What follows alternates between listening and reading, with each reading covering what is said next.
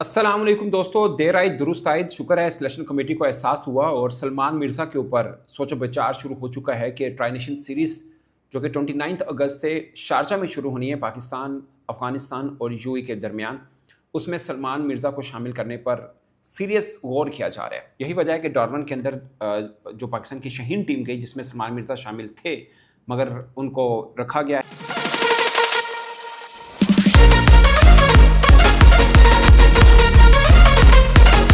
अस्सलाम वालेकुम दोस्तों, देर आई दुरुस्त आए। शुक्र है सिलेक्शन कमेटी को एहसास हुआ और सलमान मिर्ज़ा के ऊपर सोचो विचार शुरू हो चुका है कि ट्राई नेशन सीरीज़ जो कि 29 अगस्त से शारजा में शुरू होनी है, पाकिस्तान, अफगानिस्तान और यूएई के दरमियान, उसमें सलमान मिर्ज़ा को शामिल करने पर सीरियस गौर किया जा रहा है। यही वजह है कि डॉर्बन के अंदर जो पाकिस्तान की शहीन टीम गई जिसमें सलमान मिर्ज़ा शामिल थे, मगर उनको रखा गया है अकेडमी में ही। उनकी थोड़ा बहुत बॉलिंग के ऊपर जो काम है वो हो रहा है और बाकी वसीम जूनियर को उनके साथ भेजा गया है डॉर्बन की टीम के साथ। ये अपडेट वसीम जूनियर वाली तो खैर 1-2 दिन पुरानी है, मगर नई अपडेट ये है कि सलमान मिर्ज़ा के बारे में ये गौर किया जा रहा है कि इनको पाकिस्तान टी20 टीम में शामिल किया जाए, क्योंकि आगे फिर एशिया कप भी है। और मुझे भी ज़्यादातर मैं उस वक्त भी हैरान हुआ था जब बांग्लादेश के खिलाफ इतनी अच्छी परफॉर्मेंस के बाद 3 मैचेस में 7 विकेट्स हैं।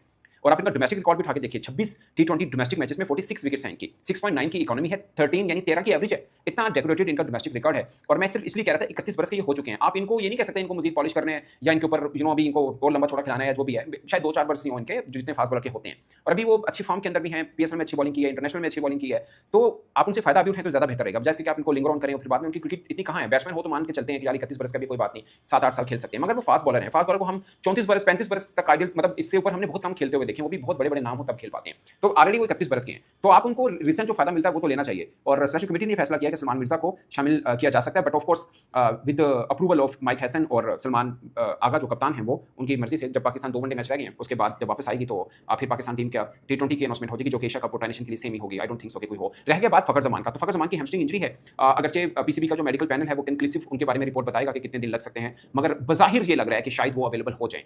आई होप कि वो हो जाए, पाकिस्तान के लिए बहुत जरूरी है अगर वो अवेलेबल हो जाते हैं। अगर ट्राई नेशन के लिए ना भी होते, इतनी जल्दी नहीं है, आप उनको एशिया कप के लिए भी ला सकते हैं। बट फिर वो सवाल होगा बाबर आजम के फैंस के लिए कि अगर फखर जमान है तो क्या फिर बाबर आजम टीम में आएंगे। मैं हमेशा पहले दिन से इसका बिलीवर रहा हूं कि बाबर रिजवान में से एक तो बंदा टीम में बनता है, मगर आप दूसरी तरफ अगर देखें तो कहीं पर एक जगह बनती है, वो विकेट कीपर सेकंड ऑप्शन बनती है। जैसे हम अभी तो सादा फरहान के साथ जा रहे हैं कि सेकंड ऑप्शन के तौर पे हम उनको कीपर के तौर पे रखें, जो कि वो रेगुलर कीपर नहीं है। मेरा मानना है कि जहां पे डाइसी पिच हो वहां पे आप रिजवान को कीपिंग ऑप्शन के तौर पे रख सकते हैं। लाइक अगर आपको कहीं स्विच करने की जरूरत पड़ेगी तो वन डाउन पोजीशन पे हारिस खेलते हैं या नीचे चौथे पांचवें पे भी खेलते हैं। खैर रिजवान चौथे पांचवें पे नहीं खेल सकते, वो ओपनर या मैक्सिमम वन डाउन वाली जगह पे आके खेल पाएंगे। अगर उनको रिजवान के ऊपर इतनी सीरीज कंसिडरेशन हुई नहीं है, बाबर आजम के ऊपर बातचीत जरूर हुई अगर फखर नहीं होते तो वो होंगे। बट अब सवाल ये भी पैदा हो चुका है कि फखर क्या नहीं होंगे, खासकर एशिया कप को जिसमें टाइम थोड़ा ज्यादा पड़ा हुआ है। हो सकता है ट्राई नेशन के लिए रिस्क ज्यादा ना लिया जाए कि अगर वो फिट भी हो गए हैं और थोड़ा बहुत 19-20 वाला मामला रह भी गया तो फखर को ना खिलाएं, फिर एशिया कप में डायरेक्ट डाला। वैसे इतना बड़ा गैप है नहीं है, बट डिपेंड करेगा अगर फखर फिट हो जाते हैं और वो टीम में हैं तो ऑफ कोर्स फिर आप क्या देखते हैं, आपके पास ऊपर साजिद फरहान और साइम यूब हैं, नीचे फखर आते हैं, फिर आपके पास सलमान आगा भी हैं, हसन नवाज भी हैं, खुशदिल शाह भी हैं। फिर जगह ढूंढनी पड़ेगी, बाबर पहले 3 नंबर में से किसी एक नंबर पे खेल सकते हैं, फिर आप उनको किस नंबर पे स्विच करेंगे, ये एक बहुत बड़ा क्वेश्चन मार्क रहेगा।